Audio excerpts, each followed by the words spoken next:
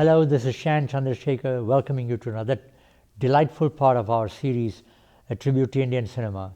Talk of Indian cinema, we've included tremendous amount of Canadian cinema that are also based on some South Asian subjects. We are very happy to present an outstanding Canadian producer, who has made a name for himself in both fiction and documentary, none other than Mr. Joe Balass.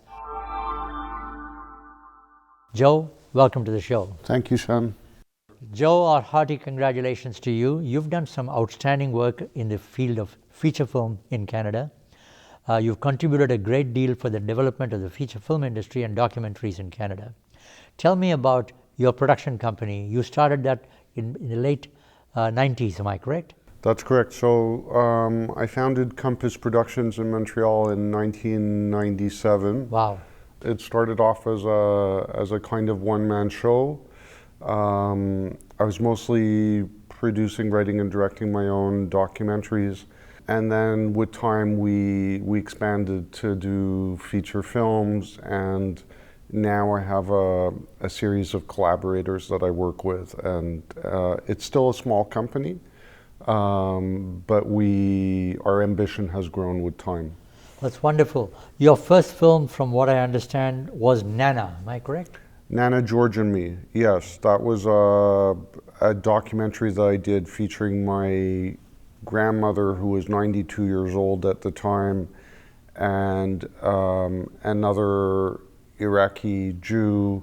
I was born in Baghdad, Jewish background, George Hayam, who actually was born in China and was part of the expat Iraqi community that lived there. What about The Devil in the Holy Water? The Devil in the Holy Water was a film that I shot in Italy, a documentary about the Roman Catholic Jubilee, which happened concurrently to the first World Gay Pride in 2000. And it was about the meeting of those two worlds in Rome at a time when it was, LGBTQ rights are something that's been evolving with time, and I think that was like a landmark event that happened in the early 2000s. Parting Words was another film of yours. Tell me about it. So Parting Words is a short fiction film. It was about a group of friends who find themselves together in an ambulance and who get into an argument even though one of them is dying. Oh. You made a film called Baghdad Twist. Yes. So, interesting name. Tell us about it. So Baghdad Twist, I've done what I consider a trilogy of films about Iraq. So the first one was Nana, George and Me. The second one was Baghdad Twist. And Baghdad Twist is a film made only of archives from Iraq at the turn of the century up until 1970, when my family escaped. Archival footage from different sources, family photos, home movies, and in particular a home movie of a wedding in Baghdad, my uncle's wedding in 1967, when everybody was dancing the twist in Baghdad. It's a kind of homage to a time and place that no longer exists. The narration of the film is a series of conversations I had with my mother, talking about growing up in Iraq, her life there, and the circumstances that led to our escape.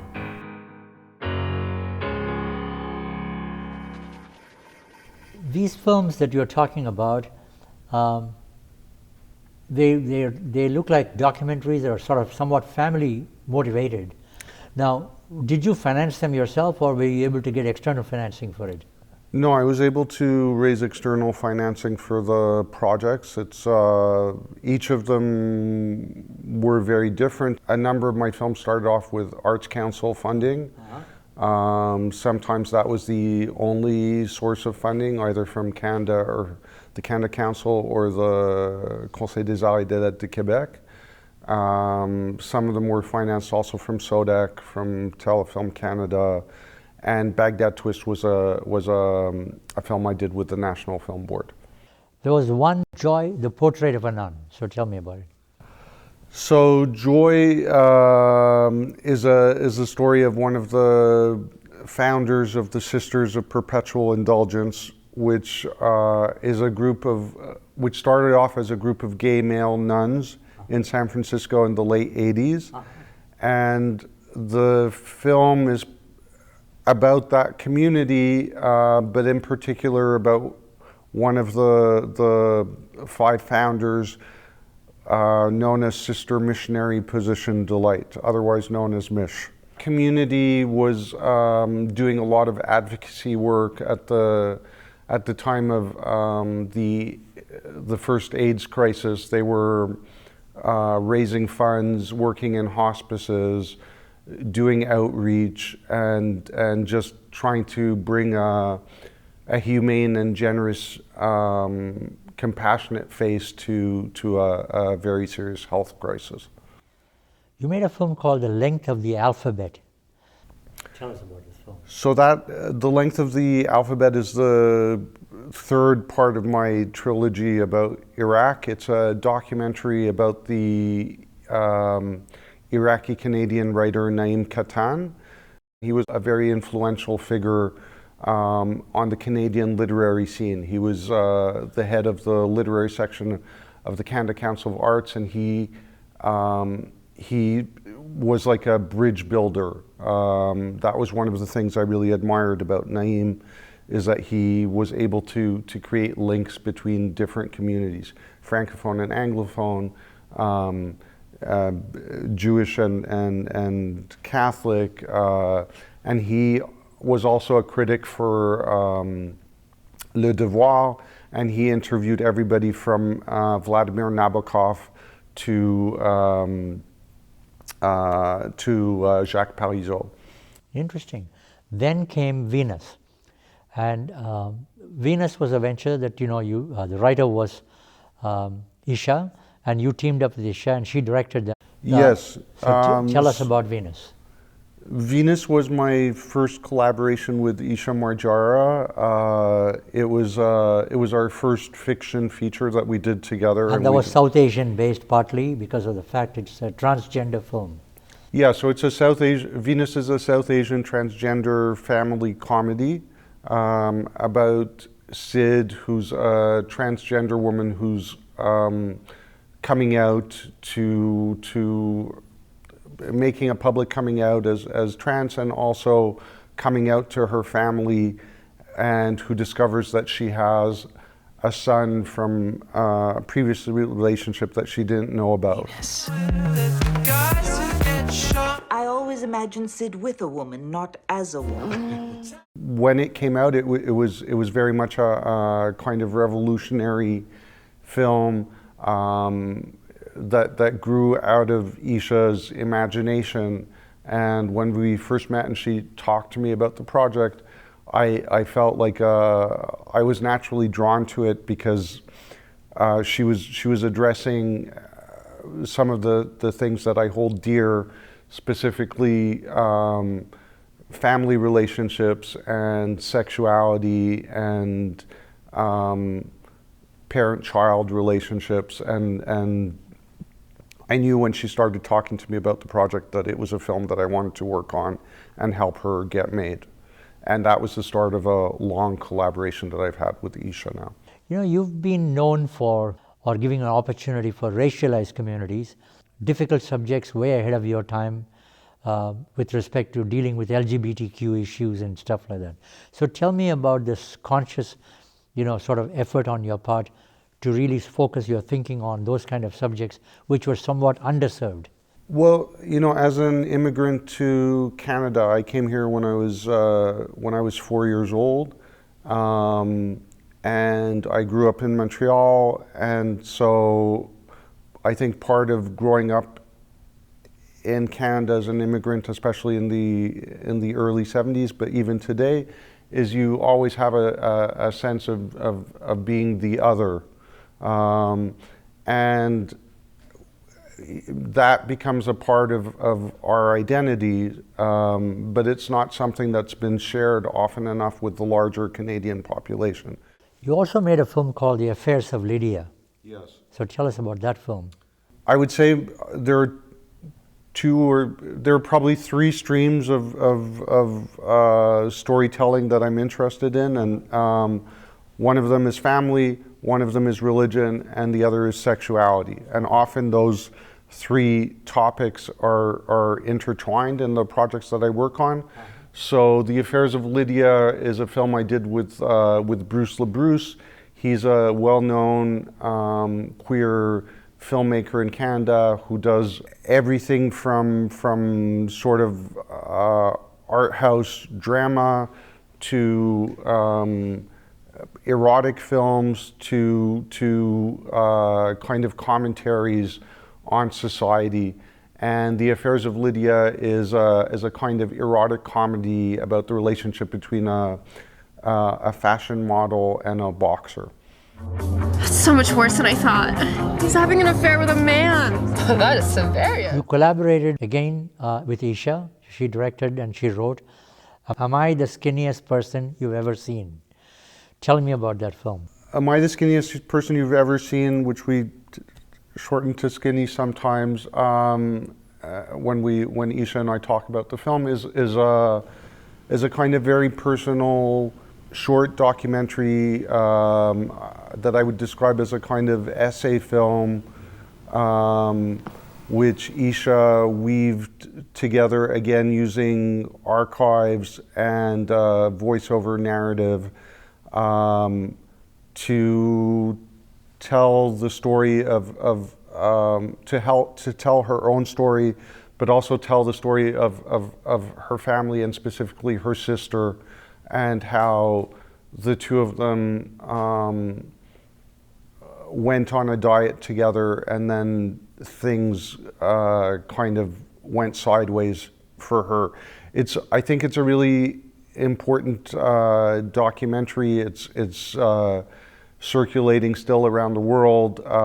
It was a co-production that I did with the NFB, and it was also inspired by part of the idea was inspired by a novel she wrote called Fairy, about a young South Asian girl who is hospitalized with an eating disorder. Do you find you're too skinny? Yes, I am too skinny, but what does it matter? Interesting. You and Isha now teamed up and you've come up with this brand new venture, Calorie, which is a Canadian production, but shot both in Canada and in India, featuring some of the finest of artists, like especially with a big name like Anupam Kher and Elora Patnaik here, and you've got some very fine artists who've been featured in the film. Tell me about Calorie. So Calorie is a fantastic and long adventure for both Isha and I. We started working on the project over 10 years ago now. It's a family drama. It's a family drama. It's again a mother-daughter story about a single South Asian Canadian mom trying to raise two difficult daughters, and who's been keeping a secret from them. Monica, played by Elora Patnaik, is kind of disassociated from her community, and she hasn't told her daughters anything about the rest of their family or their family history in India. And one summer, when the older daughter is about to turn 18, she decides that it's finally time to bring them to India to meet their great aunt and uncle. The great uncle is played by Anupam Kher. The great aunt is Dolly Ahluwalia. And at the last minute, she has to cancel her plan. She's unable to go. And she sends her daughters, who are fish out of water when they arrive in India, and get into a series of misadventures with Mohan and Gurdeep, their great aunt and uncle. And gradually we discover more and more about the secrets she's been hiding from her daughters. And eventually she manages to join them in India, and that's where the rest of the story is unveiled. I think Calgary is like a really important film for many reasons. You know, over the course of the many years that we've been developing it, we've been talking about how it's important to honor memory and at the same time to heal a community and sort of deal with intergenerational trauma. I think that's something that's very universal. Again, something that a lot of immigrant communities have to deal with. Many people come to Canada or immigrate to other places because of difficult circumstances, but they don't always feel comfortable sharing their past lives or their history with their kids and their grandkids. But at the same time, that creates another level of disenfranchisement and disassociation for the next generations. So I think it's really important to share those stories and to create dialogue. I think that's something that we all share regardless of our background, is like it's important to understand each other, show empathy for each other, and the way to do that is through dialogue, discussion, education, and kind of trying to maintain an open mind and understand that we're all the same despite our differences, and that our differences can only be helpful to kind of create a better society and to grow. As the producer, if you're just doing a production in Canada, your efforts are a little bit easier. The moment you have an international production, whereby part of the production is done in Canada and part of it is done in India, tell me about the logistics involved. What kind of preparation, extra preparation that you had to do? What were the implications, involved in making this film? Co-production is a wonderful tool to kind of pool the resources of different countries and different nationalities, and at the same time it's a very complicated procedure because there are various rules in place that each country has to promote its own industry. And then there are all kinds of financial obligations that you have to follow.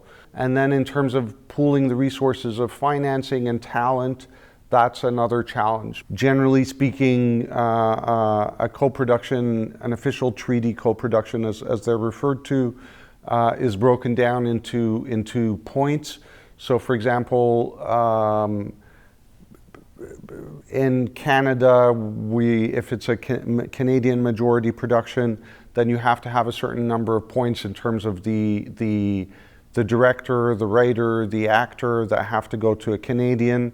If you're working with India or the UK or France, then they also have their own requirements. In the case of Calgary, it's a fully Canadian production, but we shot in India. So again, figuring out how we can bring the best of Canada with us to India and still take advantage of wonderful talent like Anupam Kher and Dolly, and kind of create a cohesive family. That was one of the challenges of Calgary. It's a family story, and we really wanted it to feel like a family. So, Elora, who plays Monica, when we settled on her as the mom, then we had this long search to find Ashley, who plays the older daughter Simi, and Shania Dillon Birmingham, who has her first feature role in this film that like we're all very proud of and very excited to share with the world. I think like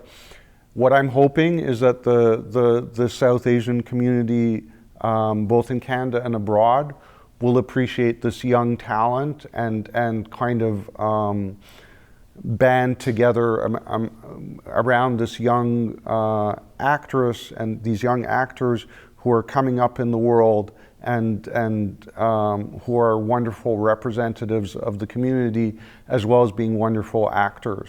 I think that's, like coming from Quebec, that's one of the things that's really great about the Quebec film industry is that they like to follow their actors. They have a star system, much like in Bollywood.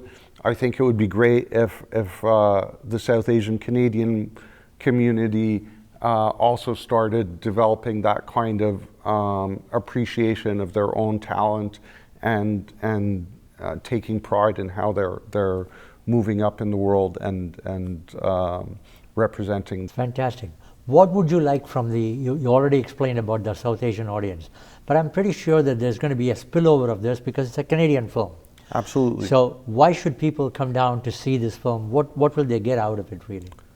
I think there's a universality in terms of the mother-daughter relationship, or relationships, because the film takes place over a number of years and it's different generations, right, kind of dealing with misunderstandings and coming of age.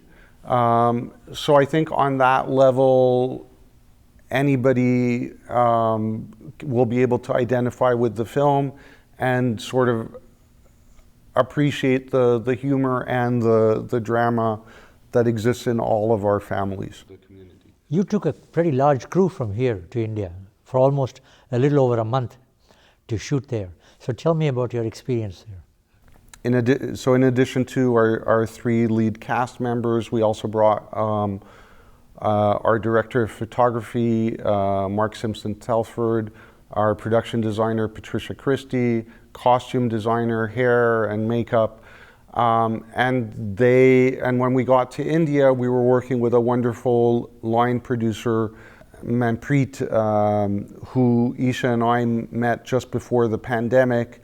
And Manpreet kind of was a figure that both the Indian crew and the Canadian crew really admired. He was like, he just made our shooting a wonderful experience, and we had this great atmosphere on set where the Canadian crew and the Indian crew were mixing and just working together to create, to help shape and create Isha's vision and bring it to the screen. Interesting. Are you planning on releasing this film internationally? Of course, you'll do it internationally in English.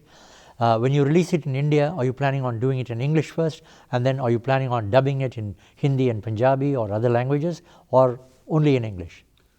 We're definitely open to dubbing the film. I think the dubbing would definitely open more possibilities for us. But I mean, India is such a huge market that there's many different segments who can appreciate the film. Joe, you've got some very nice projects up your sleeve, I believe, going forward. So tell me about those. So I'm currently working again with Bruce LaBruce on Mary and Mary? Or so? Yes. So Mary is a film about a trans woman who meets a young pregnant girl, and the two of them bond around the pregnancy and the birth of the child. And then I'm also working with Bruce on a project called Santo Cabron, which is going to be which is currently slated to be a co-production with Columbia, and which is a kind of acid western. And the other project I'm very excited about is a film called Farida. It's I'm actually working with Isha Marjara again as a co-writer on the project. And that's a love story set in pre-World War II Baghdad. And I hope that we're able to shoot part of the film again in India. Some of your films have screened in Toronto International Film Festival and other festivals as well. But you also taken a keen interest with representing Francophone films in Italy. So tell me about this, influence. Here's a Jewish filmmaker from Quebec taking francophone films to Italy. So tell me, it couldn't be more international. So tell me about it. So I have a long history with Italy, which started. I screened a couple of my films at festivals there, and then when I was working on The Devil in the Holy Water, the documentary that I shot in Italy, that kind of furthered my relationship with the country. It was just a place that really grew on me. And at the same time, I saw an opportunity to bring Quebec cinema to Italy. I felt like there was a certain kind of affinity between the audience there and their way of viewing the world that would make them appreciate French language Quebec films. So for 20 years, I've been running a small festival called the Journée de Cinéma Québécois, and it was a kind of traveling festival that started in Milan. We would screen anywhere from 5 to 10 films, subtitle them in Italian, and then travel around the country to share it with different audiences. That's fantastic. Joe, I want to wish you all the best. Let your film Calvary be a thumping success, and keep up the great work you're doing. And you're welcome back anytime. We'd love to do a follow-up with you sometime soon with your newer projects as well. Thank you very much. I'm sure you do very well in your theatrical run and your OTT presence, and plus your television premieres. And eventually we hope that we'll get a chance to showcase Calvary at some point in the future as well. Thank you very much, Shan. ATN was instrumental in helping us make the film.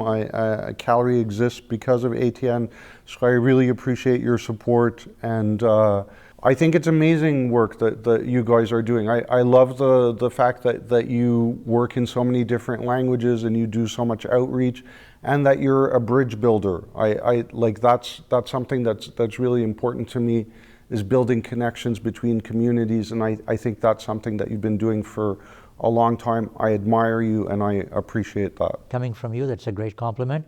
May you get more support from from Telefilm and from Canada Media Fund and wherever sources that it's available, and from the Quebec government as well, and plus private equity, So thank you. We wish you all the best, but I'm sure the most important thing is the gate collection from your film will now propel you to the next bigger level.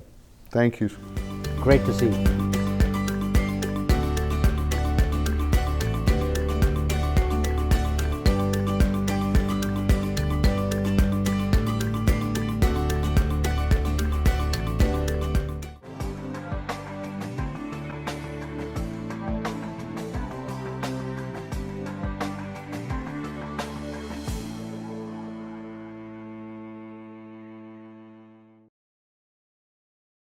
We hope you've enjoyed this presentation.